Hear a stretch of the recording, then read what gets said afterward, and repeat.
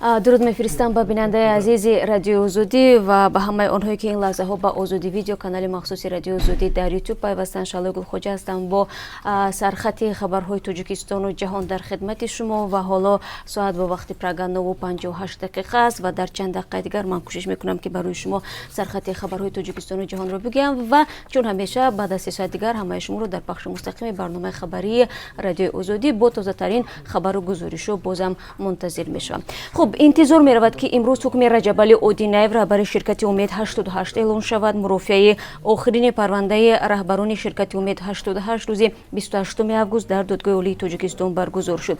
Додгоҳ дар ин рӯз ба хонаи машваратӣ рафт ва ҳамкорони мо ин мавзӯъро пайгирӣ доранд ва мо шуморо дар ҷараёни хабари тоза хоҳем гузошт. Зимнан бояд гуфт ки ширкати Умед 88 аз соли 2006 дар бозори фурӯши суди шувории Тоҷикистон ворид шуд ва ба гуфтаи раҳбараш беш аз 2 миллиард сомонӣ ба буҷети давлат андоз бурдааст. Ин ширкат то замони қатъи фаъолияташ беш аз 500 коргар доштааст. Як моҳ муҳлат доред ва ё чаро 4 ҷинояткорро ба тартиб даровардан наметавонед?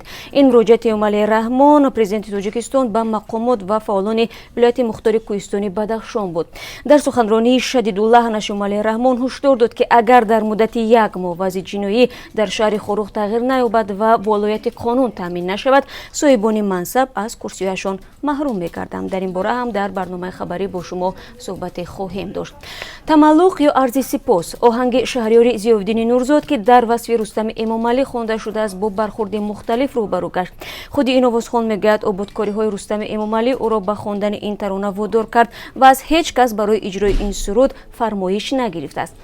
ҳарчанд то имрӯз дар васфи Эмомалии Раҳмон, президенти кишвар, даҳо шеъру суруд эҷод шудааст, Зиёвиддини Нурзод зоҳиран аз нахустин хонандаҳое гашт ки писари бузурги президентро дар таронаи тавсиф мекунад. Рустами Эмомалӣ моҳи январи соли 2017 дар 29-солагии шаҳрдори Душанбе таъин шуд. ӯ дар ин мақом Маҳмад Саид Убайдуллоевро иваз кард ки 19 сол раиси пойтахт буд. Зиёвиддини Нурзод дар бораи шаҳриёраш чӣ мегӯяд ва таҳлилгарон ба ин оҳанг чӣ назар доранд? Дар барномаи имрӯз ба шумо бо тафсил хоҳем гуфт. Навбат ба Академияи исломӣ расид. Дар Академияи байналмилалии Тошканд дунӯиҷонро маҷбур мекунанд ки беҳиҷоб биёянд. Чанд нафари онҳоро аллакай барои доштани рӯсарӣ аз ин майсия хориҷ карданд. Вале ин дунӯиҷон як роҳеро пайдо карданд ки ба қавле ҳам лаъл ба даст ояду ҳам ёр наранҷад. Дар ин бора мо дар барномаи хабарӣ суҳбат хоҳем дошт ва танҳо бояд гуфт ки Ӯзбекистон баъд аз таркишҳои соли 1999 дар Тошканд пӯшидани ҳиҷобу доштани ришро дар маконҳои ҷамъиятӣ расман манъ кардааст. Абрувони ҷангалӣ ва ё шино ба самти муқобили қонунӣ муд.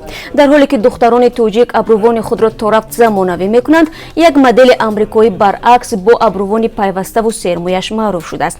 Ин ҷавон духтар мегӯяд зиёд мехост дар хотири тамошобини аксу навораш нақш бандад ва ҳамин абрувони ночидааш ӯро ба мақсад наздик кардааст.